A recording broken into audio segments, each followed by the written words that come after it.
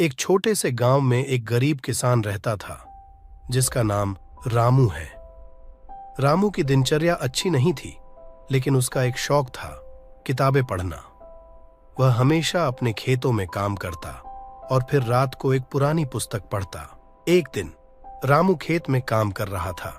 जब उसने अपने कुदाल को जमीन में रखा तो उसे एक मिट्टी में लिपटी पुस्तक दिखाई दी। उसने उस पुस्तक को खोद के निकला और घर ले गया। वह पुस्तक बहुत ही प्राचीन लग रही थी। उसने पुस्तक को साफ किया और देखा कि वह एक पत्रिका है। रामू ने ध्यान से पत्रिका पढ़ी और उसमें लिखे गए साधारण शब्दों में एक अद्भुत रहस्य का पता लगाया। पत्रिका में लिखा था कि जो व्यक्ति इस रहस्य को सुलझाएगा उसे अमूल्य संपत्ति का खजाना प्राप्त होगा। रामू ने इसे ध्यानपूर्वक पढ़ा और उसे समझने का प्रयास किया, लेकिन वह कोई समाधान नहीं निकाल पाया। फिर भी उसने निराश न होकर अपना प्रयास जारी रखा।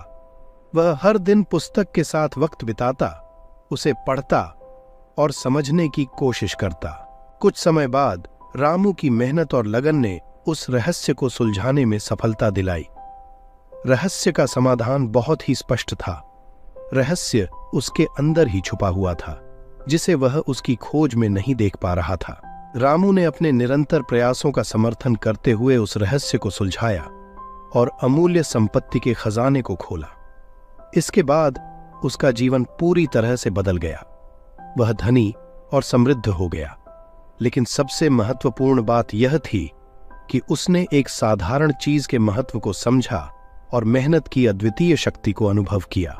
इस कहानी से हमें यह सीखने को मिलता है कि सफलता का रहस्य अक्सर हमारे अंदर ही छिपा होता है।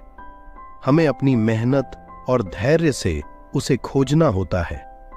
जीवन में कभी भी निराशा नहीं होना चाहिए, बल्कि हमें हर समस्या का समाधान खोजने के लिए प्रयत्नशील रहना चाहिए।